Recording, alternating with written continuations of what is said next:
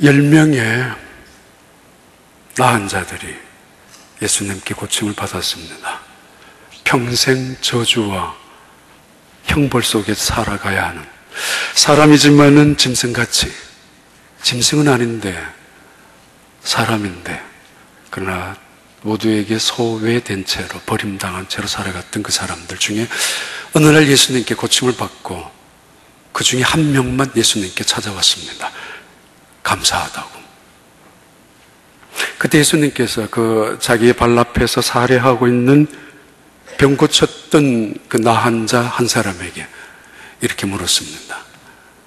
뻔한 질문인데 나머지 9명은 어디 갔느냐고. 10명이 다 고침을 받았는데 나머지 9명은 어디로 갔느냐고. 나머지 9명은 어디 갔는지, 가족으로 갔는지 아니면 더 중요한 곳으로 갔는지 알 수 없습니다. 혹은 예수님께서 무엇이 섭섭해서, 무슨 사례를 받고 싶어서, 꼬집어서 나머지 9명 어디 갔느냐 물으셨을까? 그건 아닐 것입니다. 우리에게 다시 한번 감사가 무엇인지를 가르쳐주는 그 의도적인 말씀이라고 봅니다.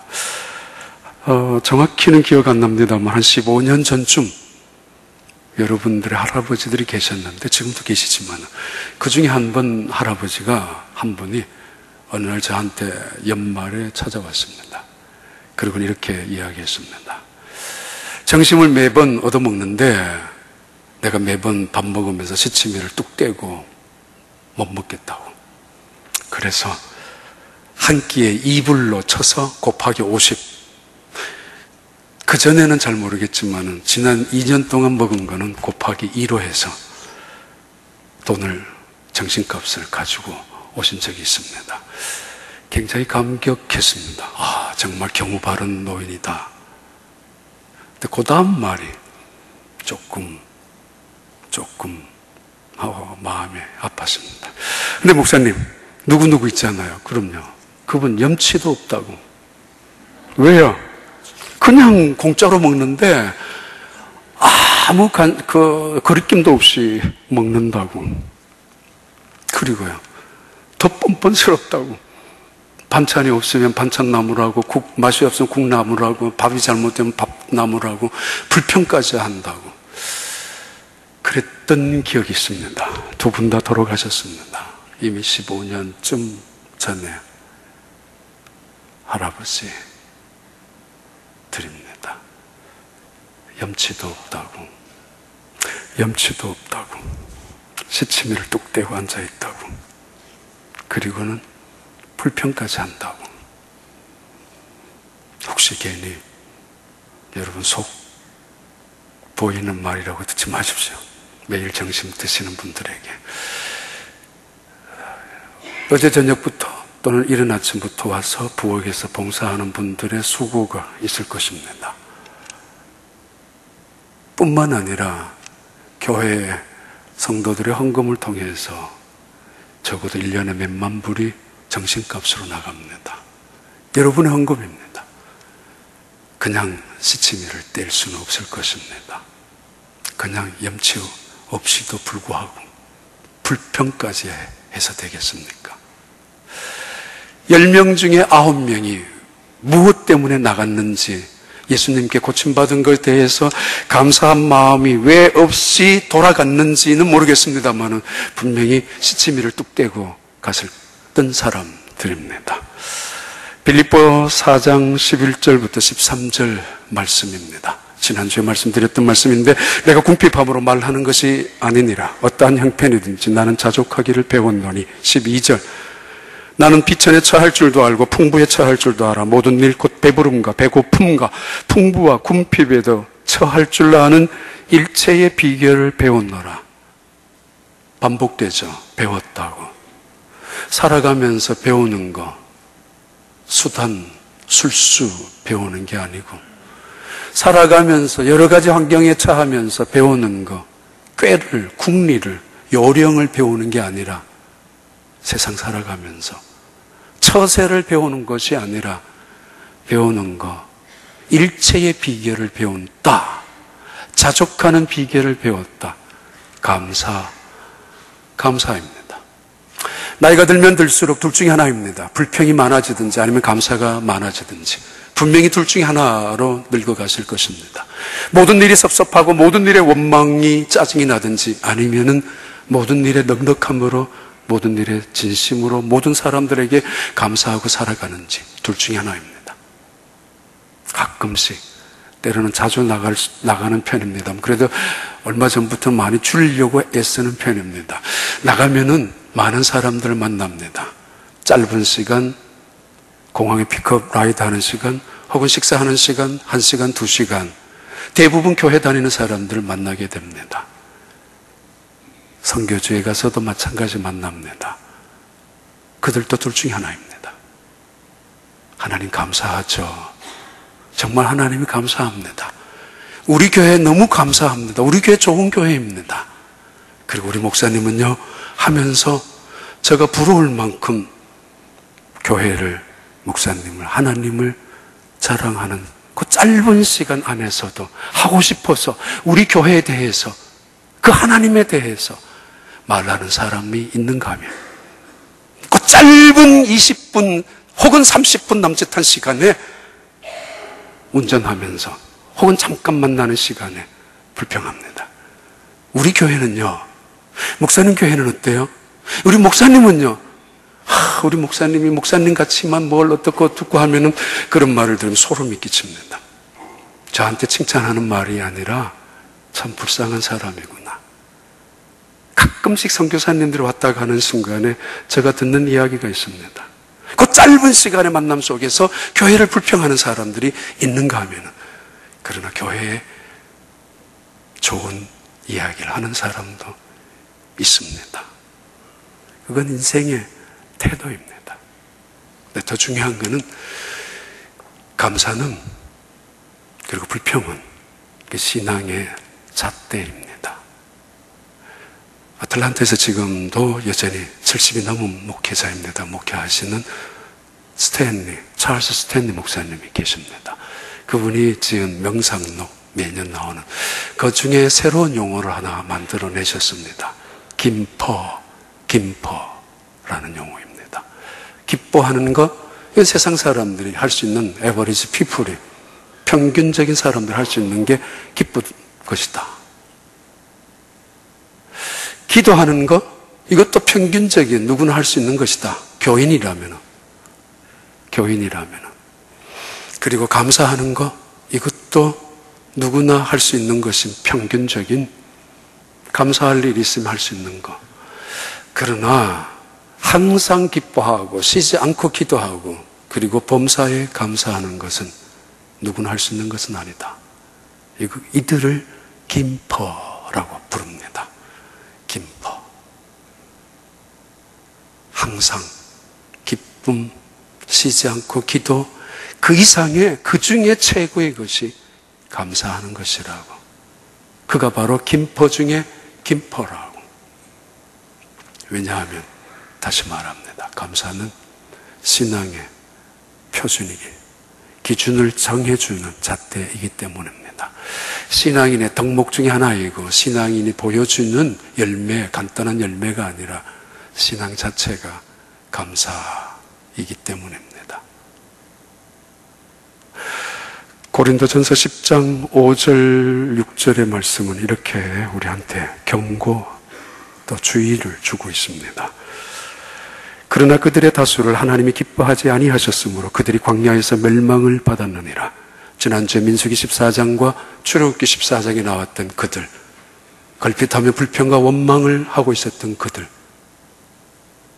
그들을 향하여 하나님이 그들을 기뻐하지 아니했다고, 악한 해중이라고 6절입니다. 이렇게 말씀합니다. 이러한 일은 왜 정해놓았는가? 우리의 본보기가 되어 우리로 하여금 그들이 악을 즐겨한 것 같이 즐겨하는 자가 되지 않게 하려 함이니. 얼마나 재미없는 인생을 살아가면 남 욕하면서 재미를 느끼고 살아갈까? 얼마나 못난 인생을 살아가면은 다른 사람들 불평하며 살아가는 그 속에 섞여 있으면서 그 재미로 살아갈까? 말입니다. 아니, 얼마나 불쌍한 인생을 아니, 못난 그리스도인으로 살아가면은 하나님을 불평하고 원망하는 그 재미밖에 못 느끼고 살아가는가. 악을 즐겨하는 사람으로 살아가는 사람들. 말이 됩니까? 그런데 말도 되지 않는 그 일들을 우리는 늘 밥 먹듯이 행하고 살아가지 않습니까? 무슨 재미가 있느냐고 말이에요. 이 재미라도 없으면, 남 함께 욕하는 재미라도 없으면 무슨 재미가 있느냐라고. 그게 재미예요. 이들이 악을 즐겨하는 것처럼, 불평과 원망을 하는 것처럼, 그리고는 10절과 11절에 나오는 말씀 계속 이렇게 우리에게 말씀합니다. 그들 가운데 어떤 사람들이 원망하다가 계속 그들, 악을 즐겨하는 그들, 불평과 원망을 쏟아내는 그들, 악한 해 중인 그들, 그리고 하나님의 기적 속에 살면서도 뭐가 못마땅한지 말이에요. 그들, 원망하다가 멸망시키는 자에게 멸망하였나니 하나님께서 너희는 그들과 같이 원망하는 자가 되지 말라.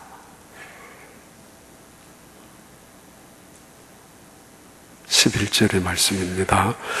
그들에게 일어난 이런 일은 원망하다가 죽고 불평하다가 죽고 광야에서 엎드려지고 멸망시키는 하나님께 심판을 당했던 그 사람들, 그래서 하나님의 귀에 들린 대로 행함을 받을 수밖에 없었던 그 사람들, 이런 일은 우리에게 본보기가 되고, 또한 말세를 만난 감사를 잊어버리고 짓밟고 무시한 채로 이기적인 욕심과 시기심과 아니 교만 속에 살아가고 있는, 모든 것이 마땅한 당연한 내 몫이라고 움켜잡고 살아가는 말세에 당한 우리들을 깨우치기 위하여 기록되었다고. 구약의 출애굽기 14장, 민수기 14장, 그것들이 말이에요. 그리고 사도 바울은 오늘 우리에게 말씀합니다. 그들이 우리에게 반면교사라고. 역사의 자료는 중요한 의미를 우리에게 전달해 줍니다. 실패를 반복하지 않기 위하여, 악순환을 반복하지 않기 위하여. 그럼에도 불구하고 역사는 언제나 반복됩니다. 그것도 악순환으로 반복됩니다. 왜요? 무지해서요? 왜요? 몰라서요? 아니에요. 교만 때문에, 욕심 때문에 악한 것들이 반복됩니다. 반면교사가 남의 가정을 통해서도 내가 배워야 될 교훈일 텐데도, 섹스피어의 그 유명한 킹 리어 왕에서 했던 말입니다. 두 딸에게 배신당하고 광야에 내몰림 당한 채로 쏟아지는 폭우 속에서 혼자 독백처럼 내뱉었던 말입니다. 은혜를 모르는 배은망덕한 자식을 기르는 것보다가 차라리 독사의 독을 마시는 것이 낫다라고. 결국은 감옥에 붙잡혀서 막내딸과 함께 주고받았던 대화, 그 리어 왕 속에 나오는 중요한 이야기들이죠. 비로소 그 왕은 막내딸 아버지와 함께 감옥 안에서 대화하면서 비로소 감사를 알게 되죠. 감사라는 건 대단히 아이러니합니다. 아주 역설적입니다.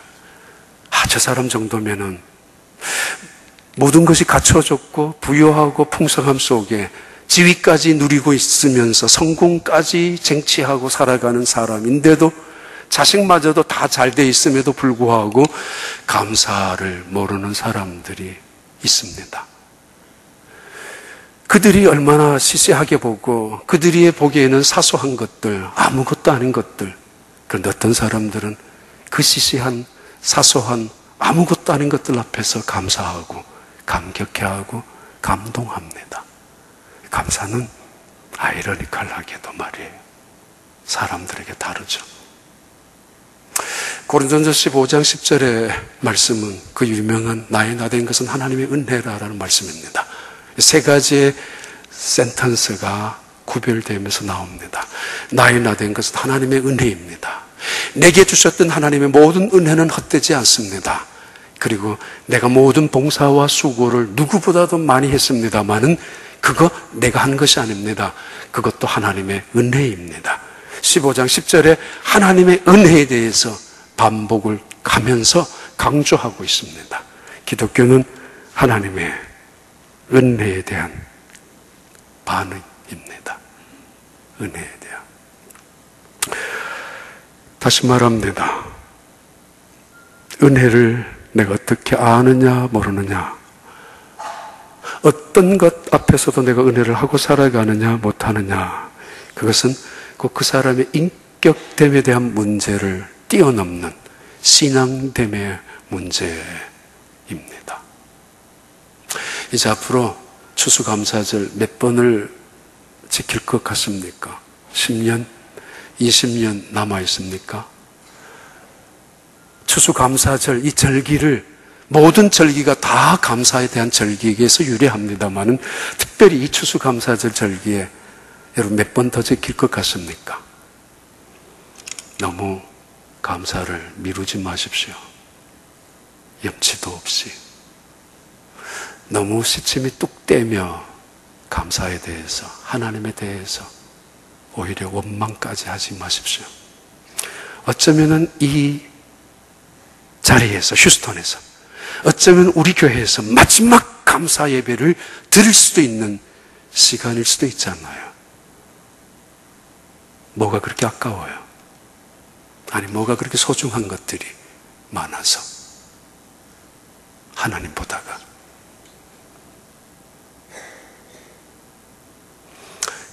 너희는 감사하는 자가 되라. 골로새서 3장 15절, 16절, 17절에 대해서는 우리에게 감사에 대한 또 다른 명령을 하고 계십니다. 골로새서 3장 15절에 그리스도의 평강이 너희 마음을 주장하게 하라. 너희는 평강을 위하여 한 몸으로 부르심을 받았나니 너희는 또한 그러므로라는 뜻입니다.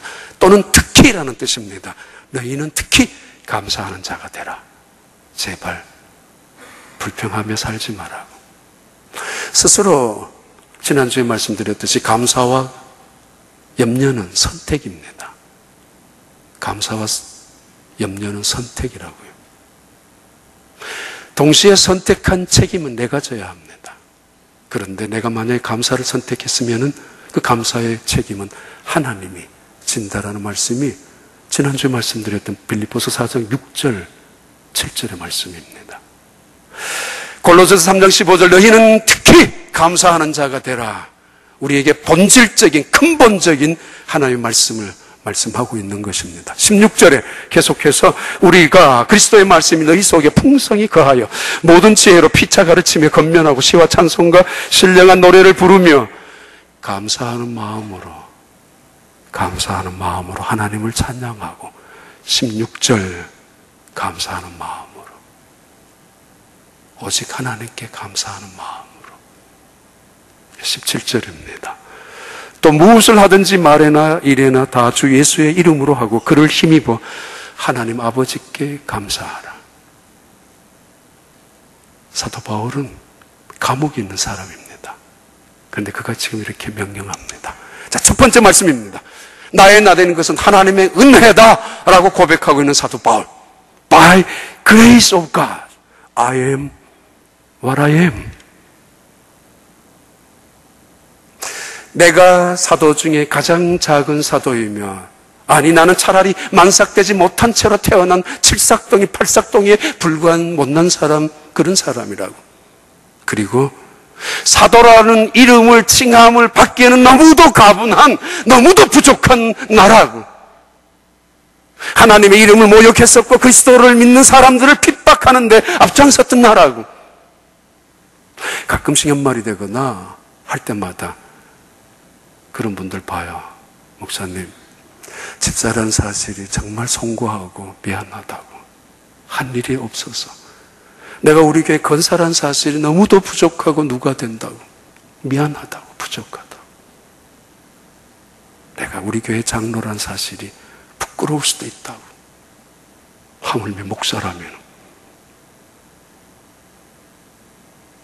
나되는 것은 오직 하나님의 은혜라. 그럼에도 불구하고 내가 이렇게 사도 중에 가장 작은 사도로서 사도라는 칭함을 받기에도 부족할 수밖에 없는 아이지만은, 이 부족하고 못난 모습이지만은 그럼에도 쓰임받고 있는 사실 앞에서 자기를 자학하는 자리에 있지 않습니다.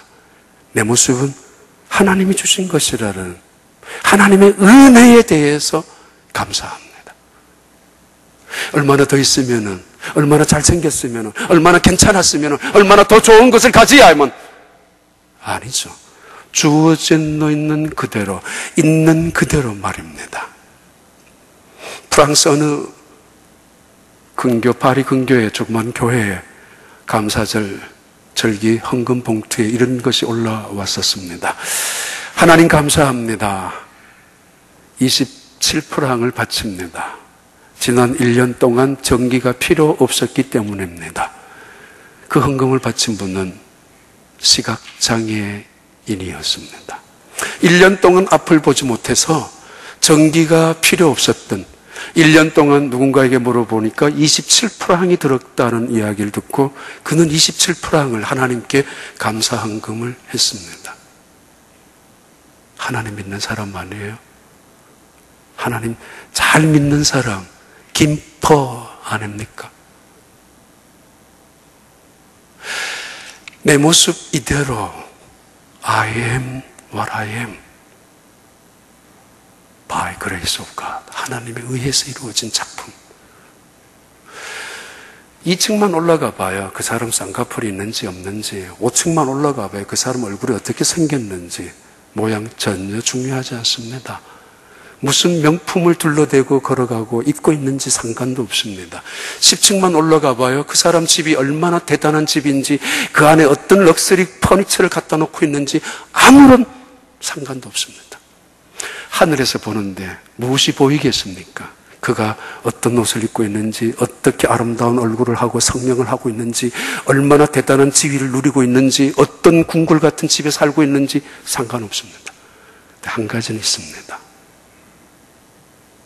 그 집에서 지금 무슨 일이 일어나는지, 하나님을 사모하는지, 하나님께 감사하는지, 그 직장에서, 그 일터에서, 그가 걸어가는 자리에 하나님은 불꽃 같은 눈동자라고 그랬잖아요. 스팟라이트이 따라가는데 누구를 향하여? 하나님을 찾는 사람에게 어떤 감사하면서,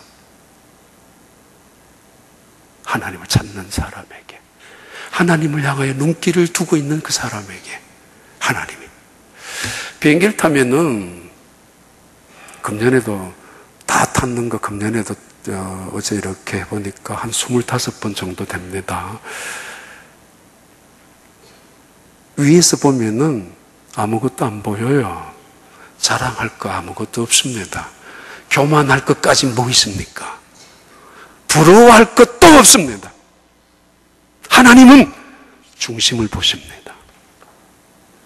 하나님은 우리의 중심을 보십니다. 그리고 동기를 보십니다. 업적이나 결과는 사람이 따지는 것입니다. 그러기에 비행기를 타고 보면 관심이, 하나님이 누구한테 관심이 있을까? 하나님의 은혜에 대해서 감사하고 주어진 모습 그대로, 부족한 것 그대로, 있는 것 그대로에 감사하는 자로 하나님을 향하여 하나님을 신뢰하며 살아가는 그 사람, 하나님 그 속에 관심이 있을 것입니다. 닉 브리치처라는 그 유명한 팔도 없고 다리도 없는 그 사람, 호주에서 목사님 아들로 태어났던 그 사람, 죽으려고 몇 번 발버둥하다가 죽을 힘도 없어서, 죽을 수도 없어서, 저작년에 나왔던 책이죠. 허그. 그 책 안에서 보면은 요한복음 9장에 의해서 그가 살아야 되겠다는 결심을 했습니다. 지난 7월 달에 LA에, 물론 LA에서 지금 신학 공부도 하고 있는 중이고 전 세계에 복음을 전하고 있는 사역자로 활동하고 있는 중입니다만, 몇 교회 한 교회에서 했었던 간증입니다. 이렇게 말합니다. 내가 가진 가장 큰 기쁨은 하나님께서 나를 특별한 존재로 만들어 놓았다는 것입니다. 나에게 가장 큰 기쁨, 특별한 기쁨은 하나님이 나를 특별한 존재로, 두 팔도 없고 두 다리가 없는, 그러나 언제나 마귀는 내게 와서 속삭입니다. 너는 아무것도 할 수 없어. 너는 버림받은 사람이야. 너는 저주받은 사람이야. 너는 이 세상에 가장 불쌍하고 불행한 사람이야. 라고 말합니다. 솔직히 따지보면 가진 것 없어서 불쌍하거나 불행한 것이 아닙니다. 내 손에 있는 거 소중한 줄 몰라서 그 사람 불쌍한 법입니다. 그런 사람들일수록 떠나간 다음에 땅을 치고 후회하죠. 제 가슴을 치고 통곡하죠. 내 손에 있는 거 소중한 줄 몰랐다가 말이에요. 이미 주어진 수많은 은혜에 대해서 감사할 줄 모르다가 없어진 다음에, 떠나간 다음에, 뺏겨진 다음에 비로소 그때야 땅을 치는 사람들. 반드시 살아가면서 소원 성취를 하고 성공하고 그래야 감사한다고 생각하는 사람들, 그들이 모르는 거 있습니다. 하나님은 그 사건마다 뜻을 주시고 그 환경마다 의미를 주십니다. 기어이 하나님의 뜻을 이루어 가시고 그 환경을 통해서 하나님의 섭리를 이루어 가시는 분이 하나님이십니다. 그럼에도 불구하고 내가 원하지 아니하는 조건과 내가 원하지 않았던 기대하지도 않았던 환경 속에 부딪히자 말자 사람들은 고집을 부립니다. 때로는 체면 따위로 불평하기 시작합니다. 내게 왜? Why me? 왜요? 나만 그래서는 안 되는 이유가 있던가요? 아니잖아요. By grace of God, I am what I am. 하나님 공평하신 분입니다. 정말 공평하신 분입니다. 그러기 우리의 마음을 보십니다. 그리고 그 하나님은 내게 주어져 있는, 내게 맡겨져 있는 그대로 얼마나 감사하는가, 거기에 관심이 많은 분입니다. 두 번째 말씀은 하나님이 내게 주셨던 그 모든 은혜가 결코 아무것도 헛된 것이 없다고. His grace to me. 나를 향한 그의 은혜가, 나에게 임했던 모든 그의 은혜는 어떤 것도 was not without effect. 어떤 것도 쓸모없는 것이 없었고 어떤 것도 내 인생에 영향을 미치지 않은 것이 없었다라고. 모든 것이 소중하고 모든 것이 귀중한 것이었다고. 건강도 질병도 자녀를 통한 기쁨도 아픔도 그 어떤 것도 필요 없는 것이 없었다라고 사도 바울이 고백하고 있습니다. 좋은 일만 있으면 감사할 거라고요? 하나님의 신실하심과 하나님의 능력과 하나님의 전능 지혜 그리고 하나님의 사랑을 믿는 사람들에게는, 내가 하나님의 자녀됨을 인정하는 사람들에게는 반드시 필요한 것이, 어떤 환경, 어떤 조건 속에서도 그 하나님의 뜻과 의미를 찾아내는 것이 자녀들이 가지는 태도입니다. 그래서 기어이 감사를 하는 것입니다. 내가 원망을 한다는 이야기는 감사를 망각했다는 이야기고, 내가 불평을 한다는 이야기는 하나님의 은혜를 무시하고 있다는 이야기이며, 이 말은 자녀됨을 포기한다는 것이고 하나님의 신실하심과 능력을 무시한다는 이야기입니다. 하나님의 지혜는 우리의 깨와는 비교도 안 됩니다. 하나님의 능력은 우리가 가지고 있는 힘 상대도 안 됩니다. 그러기에 사도 바울의 고백입니다. 어떤 것들도 그냥 왔다 지나가는 법이 없었다고. 어떤 것도. 시편 16편 5절부터 6절까지 나오는 말씀, 이렇게 말씀합니다. 여호와는 나의 산업과 나의 잔의 소득이시니 나의 분깃을 지키시나이다. 그리고 16절에 내게 줄로 재어준 구역은 아름다운 곳에 있으며 그 기업이, 나의 기업이 실로 아름답도다. 사막을 얻은 지파도 있고 황무지를 뽑은 지파도 있었고 산을 얻은 지파도 있었고 옥토를 얻은 지파도 있었을 것입니다마는 그들 모두에게 내게 줄로 재어준 구역은 아름다운 곳에 있으며 나의 기업이 실로 아름답도다. 아름답다는 말은 선을 말합니다. 하나님이 말씀하시는 선은 하나님이 기어이 이루는 구원의 뜻을 말하고 반드시 드러내는 하나님의 영광을 말합니다. 모두에게 기쁨이 되고 하나님께도 영광이 되는 아름다운 것. 사막인데도, 황무지인데도, 돌짝밭인데도, 내가 원하지 아니하는 아픔과 상처를 만났는데도 기어이 그 모든 것은 아름답다고 하나님의 뜻을 이루어 가기 때문에. 전라남도 신안에서 태어나셔서 광주에서 고등학교 교장을 하셨던 한 분, 뜻이 있어서 미국에 유학을 오셨다가 CCC 총재였던 그때 당시에 빌 브라이트 박사님을 만나면서 한국 CCC 담당 책임자로 건너가면서 그때부터 돌아가시는 날까지 한국 수많은 대학생들에게 그리스도를 심어주었고 그들 가슴 속에 꿈과 비전을 심어주셔서 대한민국이란 나라에 그리스도의 계절과 하나님의 나라를 이루어가는데 대단한 영향력을 미쳤던, 그래서 지금도 그 수많은 제자들이 대학교에서 여전히 사역을 하고 있고 수많은 제자들이 많은 교회에서 사역을 하고 있습니다. 그분 바로 김준근 목사님이신데 그분의 딸이 1982년 4월 29일 날 위암 말기 수술을 받고 난 다음 167일 만에 죽었습니다. 딸들 중에서 가장 탁한 딸이었습니다.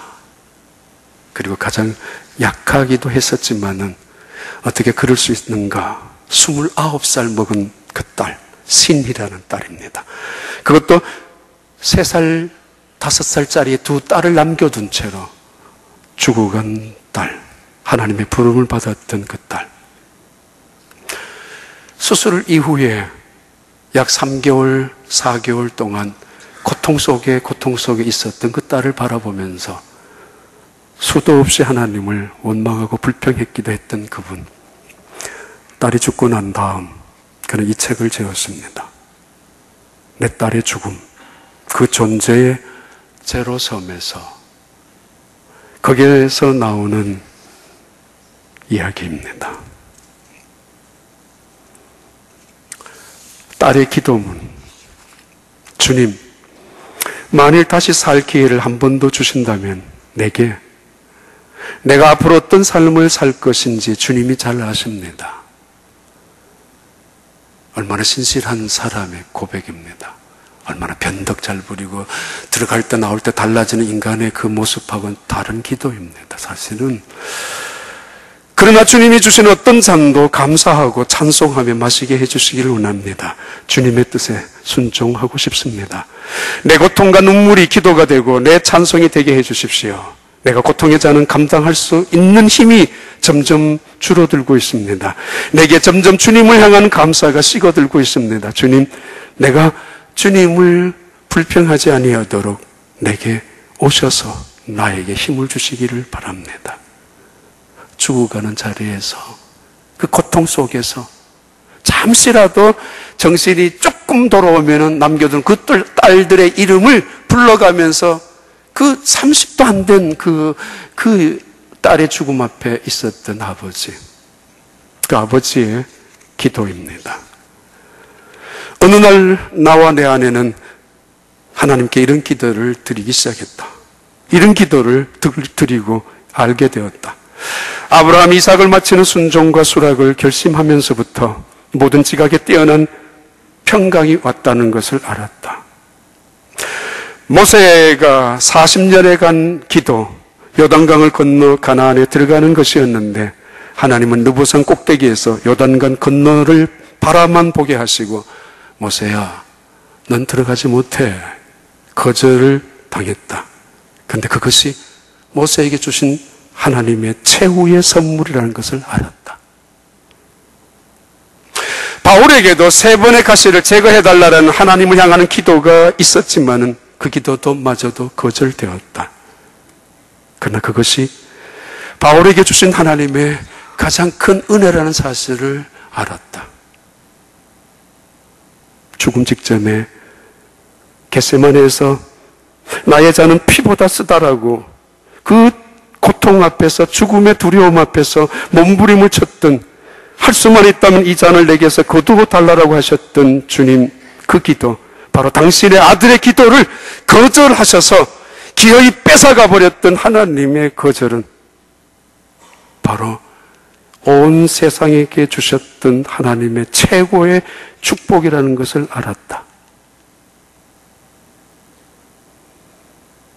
옛날에 어렸을 때 할아버지나 할머니들이 밖에 나갔다고 오시면은, 그때는 마실 다녔다 오시면은 늘 먹을 거를 들고 오십니다. 손주들이 있기 때문에 들고 오실 때는 만약에 없을 경우 사가지고 오십니다. 언제나 숨깁니다. 한 손 뒤로 숨겨가지고, 혹은 이쪽 손에 감추기도 하셔서 집에 있는 손주의 녀석들에게 걔가 뭘 먹고 있을 때, 뭘 갖고 있을 때 한번 장난을 겁니다. 야, 한 입 줄래? 할아버지한테. 너 할아버지한테 잠깐 보자. 할아버지의 기쁨이니까. 근데 이때 두 종류의 녀석이 있습니다. 그래, 할아버지, 할머니 드세요. 어떤 놈은 땡깡 부립니다. 앙 소리치면서. 그리고 이릅니다. 엄마, 할아버지가 내 거 뺏어갔다고. 할아버지가 감춘 손이 있잖아요. 감추신 손. 그게는 그 아이가 사랑스러워서 주려고 갖고 오신 더 좋은 거, 더 큰 거, 더 귀한 것들이 있습니다. 근데 우리는 욕심이 많아요. 하나님은 두 손을 갖고 계십니다.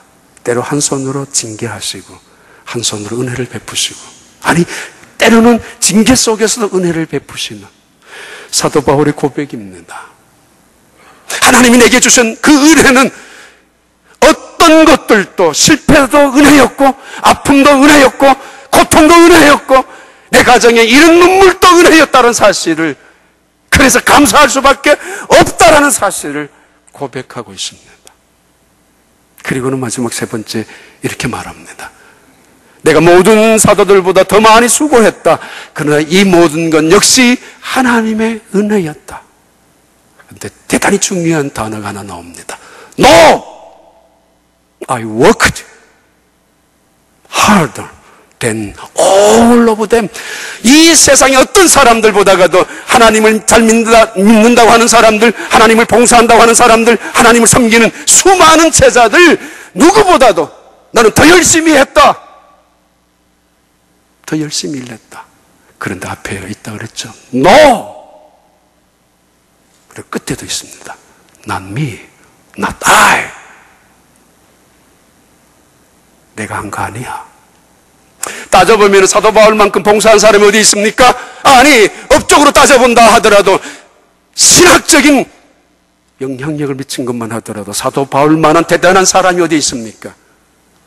그럼에도 불구하고 그는 말합니다. 분명히 인정할 수도 있습니다. 교회를 건축합니다. 기적을 베풀었습니다. 아니, 그것만이 아니라 복음 때문에, 하나님의 종이라는 사실 때문에 맞았던 매맞음이 죽는 직경까지 돌에, 채찍에, 태장에, 바다와 짐승 강도의 위협 또한, 감옥에 들어가는 것 또한 다 훈장감 아닙니까? 주님을 위하여 희생하고 헌신하고 충성한 사람 사도 바울이에요. 모두가 사도 바울에 대해서 존중이 해야 합니다. 어쩌면은 예수님만큼. 근데 그는 무릎을 꿇고 말합니다. No, no, no, no. 내가 했다고요? 내가 이만큼 했다고요? 당연한 거라고요. 그래서 왜 인사가 없느냐라고요. 지쳤다라고요. 못한다라고. 그래서 이제는 때로는 실망하고 상처를 받는 이유가 뭐예요? 내가 했기 때문에. 더 잘해야 되고 더 잘했기 때문에. I worked harder. 분명히 맞아요. 가끔씩 사람들이 묻습니다. 목사님 교회에 어떻게 그렇게 오래 계셨습니까? 두 가지 이유를 했죠. 좋은 교인들이 참아주었다라고. 더 중요한 건 교회는 사람들의 일꾼을 통해서, 신실한 봉사자들을 통해서 움직여지지만은 그러나 그렇지 않습니다. 하나님의 은혜입니다. 모든 게 은혜로 움직여지는 것이 교회입니다. 이걸 깨트리면은 싸웁니다. 상처 주고 상처 받습니다. No! 내게 한 게 아니라고. 내가 했던 것도 아니었다고. The grace of God with me. 하나님의 은혜, 나와 함께 했던 하나님의 은혜가. 그래서 일하면서도 감사하고, 일하고 나서도 감사하고, 일하기 시작하기도 전에도 감사하고, 하나님 나를 사용한다는 사실 앞에서 끝나고 나서는 더 기쁨으로 말이에요. 해마다 늘 느낍니다만, 봐요. 참 아름답게 합니다만 누구 하나 생색내지 않습니다. 그거 하나님 앞에 드리고 모든 사람들 함께 보는 기쁨이, 내가 했다라는 것보다가 누군가가 했기에 모두가 함께 기쁨으로 감사함으로 그걸 바라보는 재미 아세요? 봉사하면서 얻을 수 있는 재미 말이에요. 원망하고 불평하면서 느끼는 재미 따위가 아니고, 10명의 환자들을, 그것도 나 환자들을 고치고 난 다음 한 명만 찾아왔던 그 사람은 바로 사마리아 사람입니다. 모두가 욕하는 사람, 모두가 사람 취급하지 않는 짐승 같은 대우를 받았던 사마리아 사람, 정작 유대인들, 정작 하나님을 잘 믿는다고 하는 그들, 정작 하나님을 찬양하며 기도하며 섬겼던 그들에게는 감사할 시간이 왜 없었던가요? 감사. 사랑 속에 감사가 빠져 있다면 그것만큼 변질되기 쉬운 거 없습니다. 동정일 뿐이고 그것은 자기 이용일 뿐입니다. 자기가 행복하기 위하여. 기도! 감사가 빠진 기도는 탄식과 하소연에 불과합니다. 억지 싸움에 불과합니다. 그래서 너희 구할 것을 감사함으로 아뢰라고. 우리가 드리는 찬송 찬양, 너희는 그를 힘입어 감사한 마음으로 하나님을 찬양하라. 만약에 감사가 빠졌다면 그것은 쇼입니다. 만약에 봉사와 섬김 속에 진정한 감사가 없다면, 자기의 열심을, 자기의 의의를, 자기의 어떤 능력을 드러내고 싶었던 인간의 열심일 뿐입니다. 베드로전서 4장에 나오는 말씀이기도 합니다. 감사. 만약에 예배를 드리면서도 감사할 제목이 하나도 없다면 하나님을 모르는 것입니다. 너무 염치 없는 거 아닐까요? 이 땅에 살면서, 숨을 쉬면서 살아가면서, 이 땅에 걸어가면서 눈을 뜨고 살아가면서 너무 시침을 떼고 있는 게 아닐까? 내 힘으로 사는 건 아니잖아요. 감사. 그 언어는 이 세상의 가장 행복한 언어이고, 동시에 진실한 사람들만이, 겸손한 사람들만이 할 수 있는 가장 아름다운 언어입니다. 기도합니다. 하나님 아버지, 오늘 또 드리는 귀한 예배, 감사로 하나님을 영화롭게 하는 이 예배, 바로 하나님을 존중히 여기며 귀하게 여기는 귀한 예배를 드리는 모든 심령마다 감사 위에 감사가 넘칠 수 있도록 은혜 위에 은혜를 더하여 주시고, 하나님의 능력과 영광이 임하는 하나님의 사람들이 되게 축복하여 주시옵소서. 예수님 이름으로 기도하옵나이다.